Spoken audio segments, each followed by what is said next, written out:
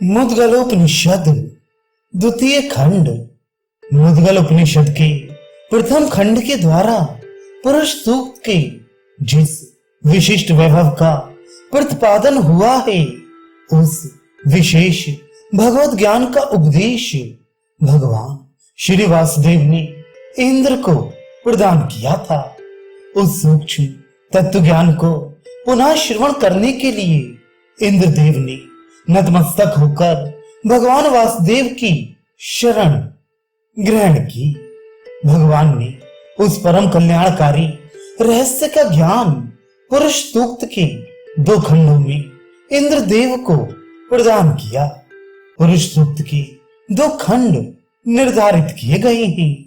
इस सूक्त में जिस विराट पुरुष का उल्लेख किया गया है, वह नाम रूप एवं ज्ञान से परे होने के कारण विश्व के समस्त जीवों प्राणियों के लिए अगम्य है। अतः अपने इस अगम्य रूप को त्याग कर क्लेश आदि में पड़े हुए देवादि विशिष्ट प्राणियों के उद्धार एवं समस्त जीवों के कल्याण की इच्छा से उन्होंने अनंत कलाओं वाले रूप को धारण किया। यह रूप दर्शन मात्र से ही मोक्ष प्रदान करने वाला है। उसी रूप से पृथ्वी आदि लोकों में व्याप्त होकर उन्होंने अपना विस्तार अनंत योजनों तक कर लिया। सृष्टि रचना के पहले पूर्ण पुरुष भगवान श्री नारायण ही भूत, वर्तमान और भविष्यत तीनों कालों के रूप में विद्यमान थे। वे नारायण ही इन समस्त प्राणियों को मोक्ष प्रदान करने वाले हैं। वे ही महान शक्तिशाली जनों में विशिष्ट हैं। उन विराट पुरुष से अधिक विशिष्ट अन्य कोई भी नहीं है। वही सर्वशक्तिमान है।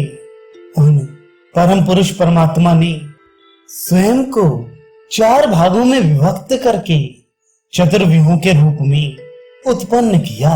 उनमें से 3 अंशों वासुदेव, प्रद्युम्न और संकर्षण रूप का निवास परम धाम वैकुंठ में है। चतुर्थ अंश विभु स्वरूप अनिरुद्ध नाम से प्रसिद्ध भगवान श्री नारायण के द्वारा ही संपूर्ण जगत की सृष्टि हुई। उन चतुर्थ पादात्मक नारायण ने विश्व की रचना के निमित्त प्रकृति को प्रादुर्भूत किया। प्रकृति रूप ब्रह्मा जी शरीर प्राप्त करने के उपरांत भी सृष्टि रचना के रहस्य को नहीं समझ सके। तदनंतर उन अनिरुद्ध स्वरूप नारायण ने ब्रह्मा जी को सृष्टि संरचना का उपदेश दिया। उन्होंने कहा, हे ब्रह्मन, आप अपनी वाग आदि सभी इंद्रियों को यज्ञकर्ताओं के रूप में माने। कमल कोश से प्रकट सुदृढ़ शक्ति संपन्न अपने शरीर को हव्य रूप में जाने। वसंत ऋतु को घृत, ग्रीष्म ऋतु को समिधा तथा शरद ऋतु को रस रूप में अनुभव करें। इस तरह से अग्नि में यज्ञ करने के उपरांत आपका शरीर अत्यंत शक्ति संपन्न हो जाएगा और इस शरीर के स्पर्श से वज्र भी कुंठित हो जाएगा। तत्पश्चात इस यज्ञ कर्म के प्रतिफल स्वरूप समस्त प्राणी समुदाय प्रकट होंगे। इस प्रकार सभी स्थावर जंगम से भरपूर यह समस्त विश्व दृष्टिगोचर होने लगेगा।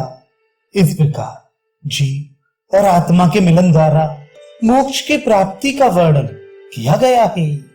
जो भी साधक इस सृष्टि यज्ञ और मोक्ष की विधि को समझता है, वह व्यक्ति पूर्ण आयुष्य प्राप्त करने में समर्थ होता है।